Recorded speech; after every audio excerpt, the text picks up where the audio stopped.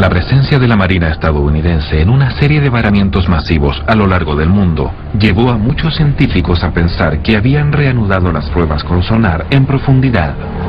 Los testimonios de gente que participó en el proyecto apoyan esta teoría. Estaba en el equipo que diseñó las primeras armas sónicas usadas por la Marina.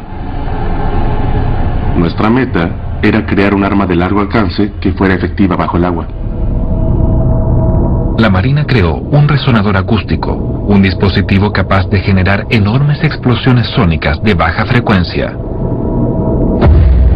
Su objetivo era neutralizar submarinos desde una distancia segura, y la descripción del daño que provocaría en la tripulación enemiga encajaba por completo con lo que los investigadores de la NOAA descubrieron en los cuerpos de las ballenas varadas. Sus órganos internos vibrarían de forma tan violenta que sencillamente serían destruidos. Sin embargo, la Marina comenzó a tener problemas con los dispositivos. La Marina comenzó a enviar todos los dispositivos de vuelta. Poco después de la primera prueba en terreno, algo estaba dañándolos y eso no tenía ningún sentido. Los resonadores están extendidos en grupos a lo largo de un cable que está a gran profundidad y sellados en cajas a prueba de agua que soportan la presión. Entonces, ¿cómo pudieron dañarse? Al recibir los dispositivos, vimos que las cajas protectoras tenían problemas. Algo las había sacado a la fuerza y ninguno de nosotros sabía qué pensar. La Marina nos pidió crear una protección para las cajas, una especie de escudo contra lo que acechaba en el fondo del océano y que de alguna forma estaba dañando los resonadores.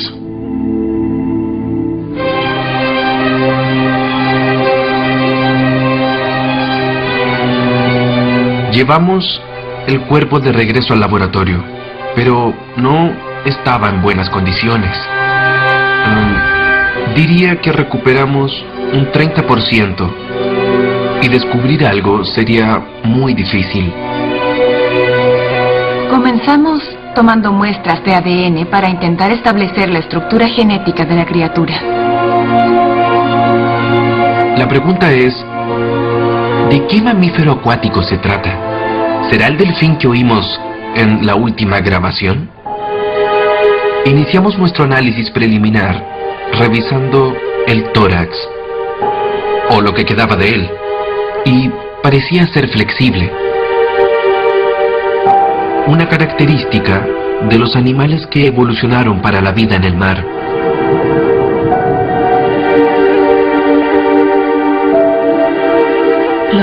Los dientes eran todo un misterio.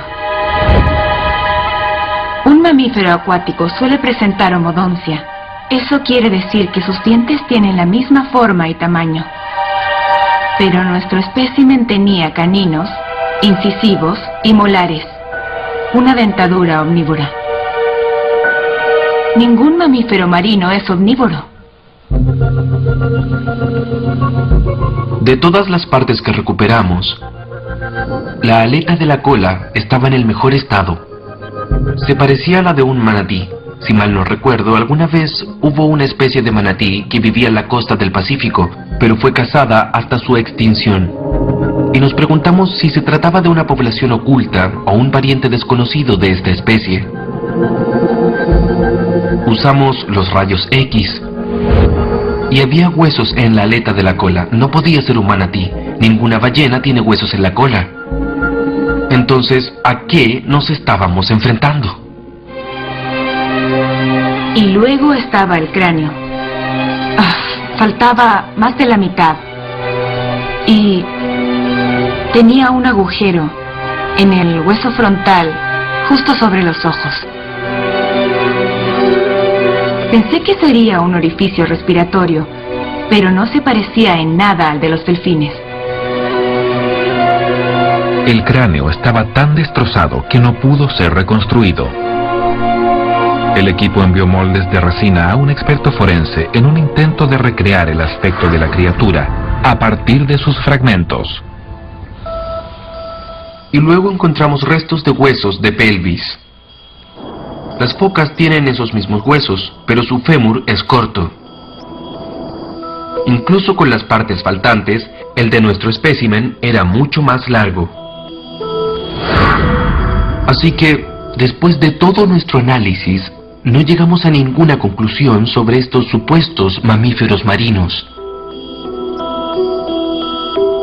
No era una foca, tampoco era un manatí, y si bien se comunica con los delfines, no es uno de ellos, al menos no desde nuestra perspectiva.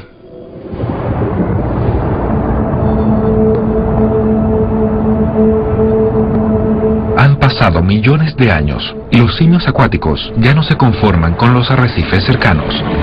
Sus patas han cambiado. Ahora tienen aletas en las patas y la espalda. Al igual que las focas, evolucionaron y solo vuelven a tierra para parir y descansar. Pero no son los únicos.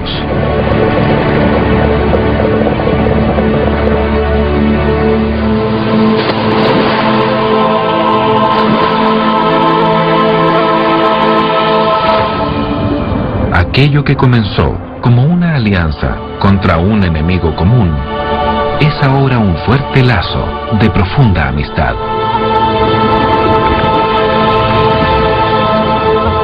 Son criaturas que abandonaron el bosque para ir al mar.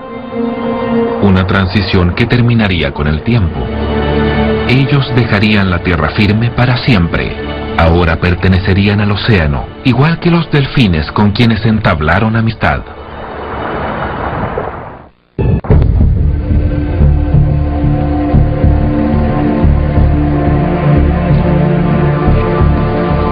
Ryan y yo intentamos darle sentido a las demás partes.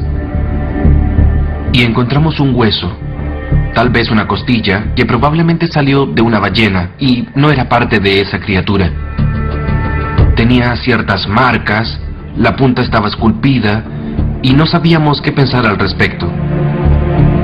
Claramente alguien había manipulado aquel hueso y lo hicimos a un lado para estudiarlo posteriormente.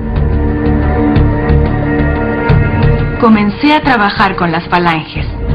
Estos huesos forman parte de las aletas de un delfín o de una foca.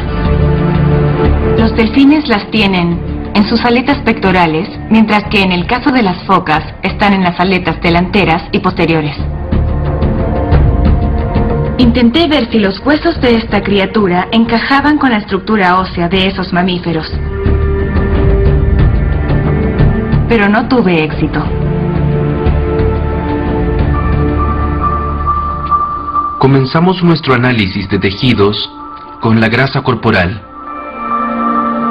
Y después de algunas pruebas, analizando el contenido, descubrimos la presencia de un inusual ácido graso que podía mantenerse líquido y conservar sus propiedades aislantes en aguas muy heladas. Jamás habíamos visto algo así antes. El equipo descubrió la mioglobina, una hemoproteína que guarda oxígeno en los músculos, y una red de vasos sanguíneos que mantienen funcionando los órganos vitales. Ambas adaptaciones presentes en los mamíferos acuáticos. Descubrimos algo más. Esta criatura fue afectada por el sonar de la marina y su tejido estaba destruido, igual que el de las ballenas, y de algo estaba seguro. Había sufrido los mismos daños. El equipo de la NOAA estaba seguro de que las pruebas de la marina ya no afectaban solo a las ballenas, sino también a una nueva especie.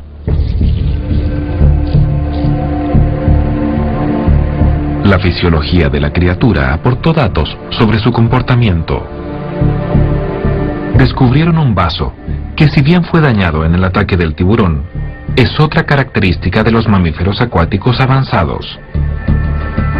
La presencia de un vaso es común en los mamíferos acuáticos, quienes lo usan como reserva de oxígeno y sangre para poder sumergirse a gran profundidad. Es como si tuvieran un tanque de buceo incorporado en su organismo.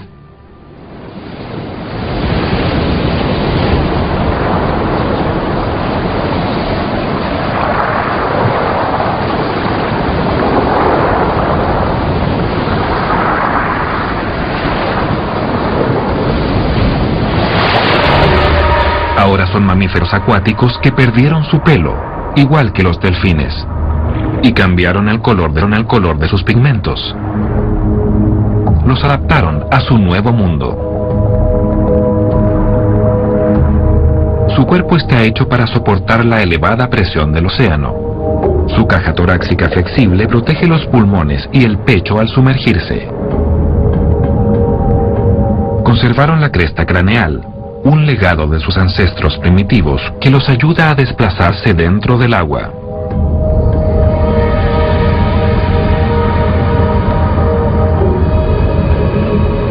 Pueden sumergirse durante casi una hora sin salir a respirar. Están al mismo nivel de los mamíferos acuáticos que descienden cientos de metros para cazar en lo más profundo del océano.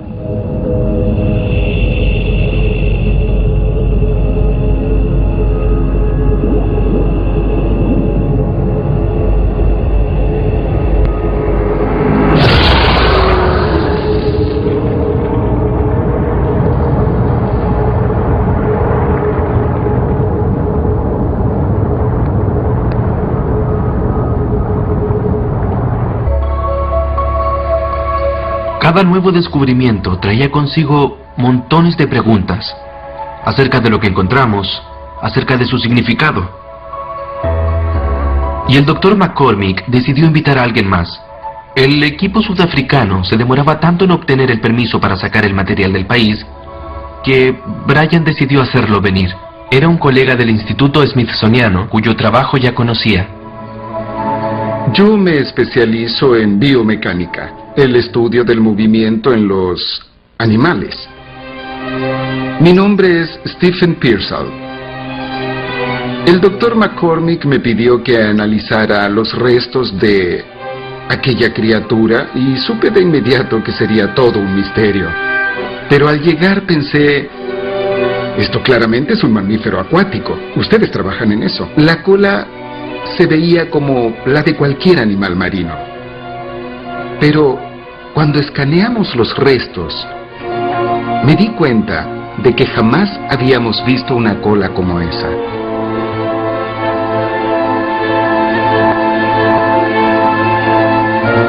Observando la estructura de la cadera, el Dr. Pearsall reconoce algo extrañamente familiar. Y eso fue impresionante, porque si ves las caderas de un ser humano, tienen un hueso conocido como cresta ilíaca, diseñado para sostener el peso. Los órganos internos existen gracias a él. La parte confusa fue que la criatura parecía tener un hueso similar en su cadera, y eso no tenía sentido. Hasta que me di cuenta de que usábamos el ángulo equivocado. Mirábamos las imágenes de esta forma cuando solo teníamos que verlas de esta otra.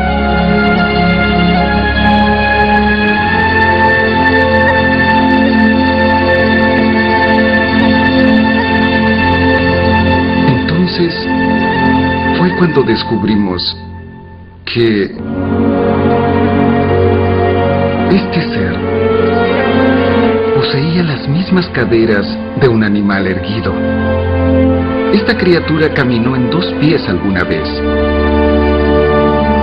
Y solo hay un animal que puede caminar erguido sobre 2 pies.